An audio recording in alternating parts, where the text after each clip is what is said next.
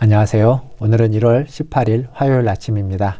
하나님 말씀으로 오늘 하루도 시작하겠습니다. 오늘 말씀은 요한복음 6장 1절에서 15절까지 말씀입니다. 제가 읽겠습니다. 그 후에 예수께서 디베랴의 갈릴리 바다 건너편으로 가시매 큰 무리가 따르니 이는 병자들에게 행하시는 표적을 보았음이러라. 예수께서 산에 오르사 제자들과 함께 거기 앉으시니 마침 유대인의 명절인 유월절이 가까운지라.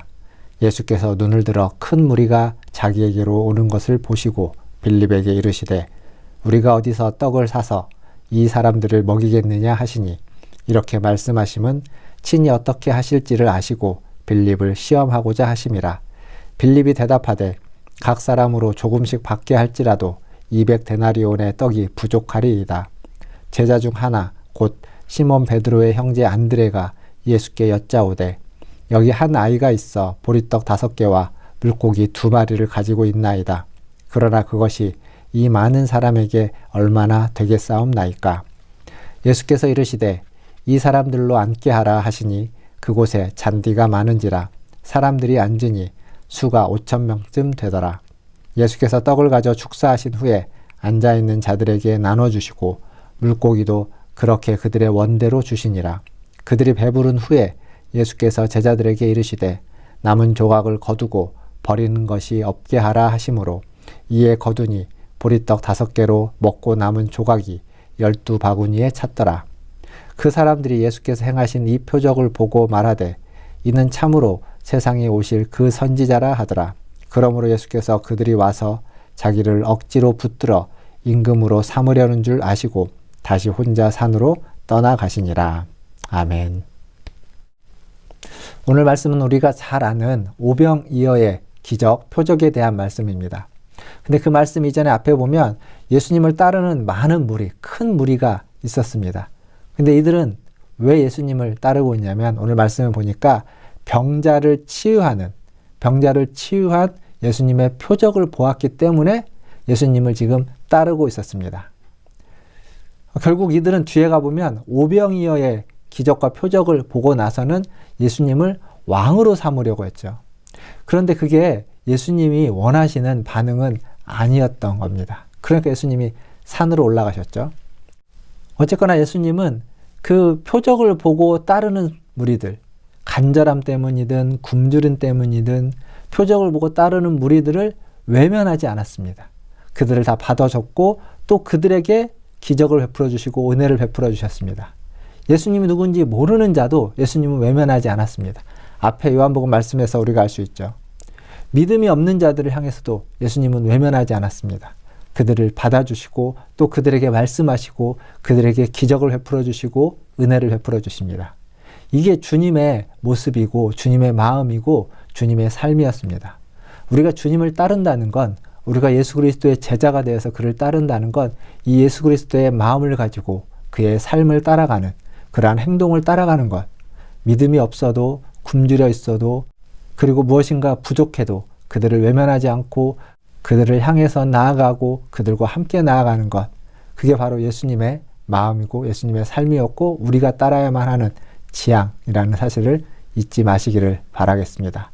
그리고 여기 보면 예수님이 이 오병이어의 기적을 시작할 때 빌립을 시험하고자 빌립에게 묻습니다.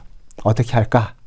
그러니까 빌립이 200데나리온, 즉 200일의 노동자의 임금, 지금으로 이야기하면 꽤 큰 돈이 되겠죠. 200일이면 1년에 반이 넘기 때문에 연봉으로 따지면 그래도 1-2천만 원이 되는 연봉이 될 겁니다. 어쨌거나 그 큰 돈을 들여도 이들에게 떡을 나눠준 것이 얼마 안 될 것 같습니다. 즉 그만큼 수가 많다는 거죠. 성경에 5,000명이 기록되어 있으니까. 아주 지극히 상식적인 답변입니다. 이 답변이 사실은 그렇게 이상한 답변이 아닙니다. 그런데 이것은 예수님이 어떤 분인지를 잘 이해하지 못한 상태에서의 답변이라는 겁니다. 이건 빌립만의 이야기가 아니라 뒤에 나오는 안드레도 마찬가지입니다. 예수님이 누군지 모르기 때문에 그도 이 오병이어가 보리떡 5개와 물고기 2마리가 도대체 얼마나 되겠습니까? 이들에게 나눠줄 수 있는 게 얼마 안 됩니다. 라는 이야기입니다. 예수님이 어떠한 분인지를 아직 잘 모르고 있는 제자들의 모습이죠. 그래서 이 오병이어의 기적을 통해서 그들에게 표적으로 보여주시는 겁니다. 나는 생명의 떡이다. 너희에게 생명을 주는 자다. 너희의 영혼의 공급자이고 나는 만유의 주님이다. 만유의 주다. 라는 것을 표적으로 보여주는 겁니다. 믿음을 갖게 하기 위해서. 사랑하는 성도 여러분, 우리도 예수님에 대해서 다 알지는 못합니다. 그러나 예수님을 우리가 아는 그 작은 알미 우리를 주께로 인도해 가실 것이고, 그리고 주님은 끊임없이 우리에게 자기 자신을 계시하시고 알려주십니다. 그때 우리는 그 주님이 알려주시는 것을 잘 캐치해서 잘 받아서 주님에 대한 그 믿음을 더욱 견고히 하고 믿음을 발전시키고 성장시키고 성숙해 해야만 하는 것입니다. 이 오병이어의 기적은 예수님이 생명의 공급자임을 이 물고기와 보리떡으로 말씀해 주시고 보여주시는 것입니다. 아주 적은 것, 아주 작은 것이지만 그걸 통해서 엄청나게 많은 자들에게 생명을 공급하고 그들의 갈급함을 채우고, 그것이 육적인 갈급함이지만 그들의 영혼의 갈급함까지도 채울 수 있는 분이라는 것을 말씀해주고 보여주고 있습니다. 그러나 그러한 경험을 했던 사람들은 예수님에 대해서 생명의 주, 생명의 공급자가 아니라 그들의 필요를 채워주시는 분으로 오해하게 됩니다. 그래서 그들은 예수님에 대해서 기대함과 동시에 그들의 욕망의 표출이 되는 거죠. 왕으로 삼고자 하는 것, 억지로 왕으로 삼고자 했다라는 건 그러한 기대가 있지만 또한 그들의 욕망의 표현이기도 합니다. 정치적인 메시아, 지금 그들이 그 상황에서 그들을 건져내서 해방시켜줄 메시아, 그들이 기다렸던 메시아의 한 모습이 여기에서 보여졌던 것이죠. 더 나아가서 이 세상에서 성공할 수 있는, 성공시켜주는 성공의 그리스도, 그리고 세상의 강자로서 어떤 세상의 강자들을 향해서도 승리할 수 있고 성공할 수 있는 그러한 강한 그리스도를 보게 되는 겁니다. 이 세상에서 살아남고자 하는, 성공하고자 하는 그들의 욕망이 그리스도에게 그렇게 투사되었던 것입니다. 그것을 아는 예수님은 어떻게 하셨냐면 그 모든 것들을 뒤로하고 자신을 억지로 왕을 삼으려고 하는 그들을 떠나서 홀로 산으로 조용히 가셨습니다. 사랑하는 성도 여러분, 우리는 주님을 어떤 분으로 믿고 어떤 분으로 고백하고 어떤 분으로 따르고 있습니까?